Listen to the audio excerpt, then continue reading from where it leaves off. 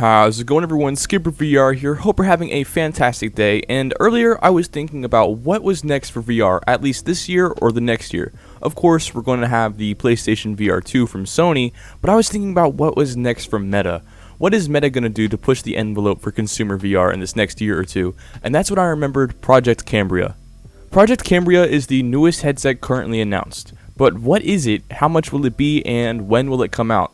Well, let's discuss this right now. But before we get into it, if you like what you see, be sure to hit that subscribe button because it's free and you get awesome VR videos in return. So it's a win-win for the both of us. Alright, let's get into it. So last year during the Connect stream by Meta, in the middle of all the metaverse and AR talk, we got some concrete, albeit a little vague news on their upcoming headset codenamed Project Cambria. Now this headset is different because it's not a part of the Quest series but is still completely standalone. Meta has stated many times that they are done with making PC VR headsets, but I'm sure that this headset will have link capabilities just like the other Quest products. Alright, so let's get into the look of the headset. As you can see here, the headset has an all-black exterior. This headset kind of looks like the Microsoft HoloLens, but we'll touch more on that in a minute. Some leaked 3D models of this headset show some massive lenses with what I assume to be a silicone pad for the forehead, and for the head strap we can see something very similar to the Elite head strap for the Quest 2. The only major difference is the absence of the top band or strap, which I'm not sure if this is only for promotions, but either way I don't think it's 100% necessary. In these same leaked models, we get a good look at the controllers, which don't have a tracking ring at all, which is a little bizarre because this headset is completely inside out tracked, but this kind of thing has been done well before by other brands. And if we look at some of these leaked images before we even knew anything about Project Cambria, the controllers actually have cameras on them for tracking. Now, I'm not sure of the validity of these leaks, so take it with a grain of salt, but I thought it was concrete enough to include in here. So yeah, I'm really digging the look of this headset so far, and I can't wait to see one in person. Let's move on to the real juicy info here, and that's the new features, and trust me, there is no shortage here. First things first, and I think is what really is the draw here, and that's the full color pass-through. Now this feature has been tinkered with a little bit on the Quest platform, but personally I'm not a big fan of it, but it is a cool look into what can be possible in only a few years, if not sooner.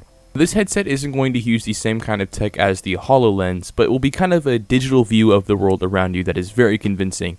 It's pretty much just looking at the video that the headset is picking up around you while tracking the headset.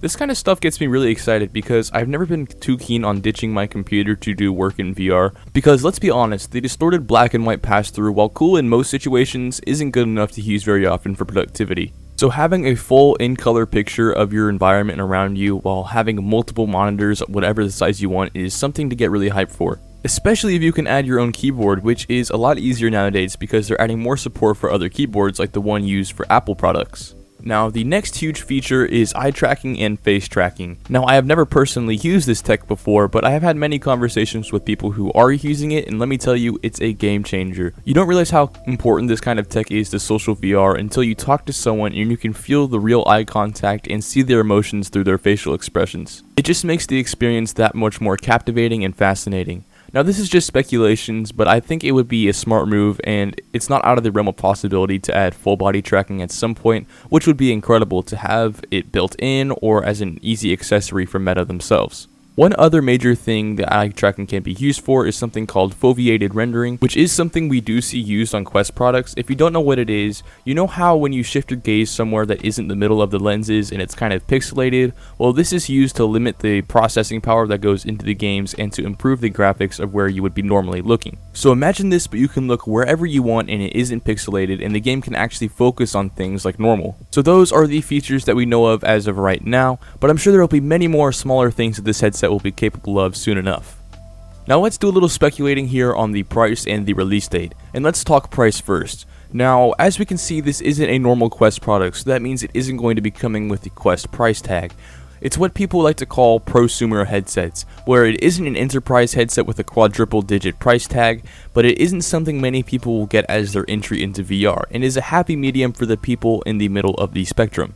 So my personal guess is that this headset will cost anywhere from $600 to $700 US, which yeah, is a lot, but remember that this isn't going to replace the Oculus Quest 2 and is only going to be used as a stronger option for the more dedicated VR users. Now on to the release date. Well, Meta has said that this headset will release in 2022, which is, believe it or not, this year. So my very precise estimated date is probably mid-October, so like October 13th, 14th, or 15th, which is just enough time to build enough hype before the holiday season. We saw this done with the Quest 2 and it worked really well for them, so I assume they're going to try this again. But I also wouldn't be surprised if we saw some delays. But I have seen a few things here and there talking about how they're almost ready to be produced, so once that happens, I would expect it to be around 4 months at most after that. I think the best time we're going to get a release date is maybe mid-September during the Connect stream, and I don't think we're going to get any more news on this headset until then, but I'm completely open to being wrong. Now, for a little fun, I want to speculate on what the name of this thing is going to be. For some reason, I have a hunch that this thing is going to be named like the Meta Dream or the Meta Flow.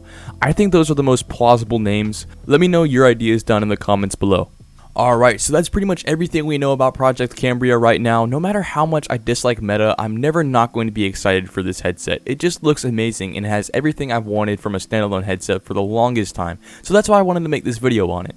Let me know how hype you are by hitting that like button and if you enjoyed it. Be sure to let me know down in the comments below if I missed anything and I'll be sure to pin it.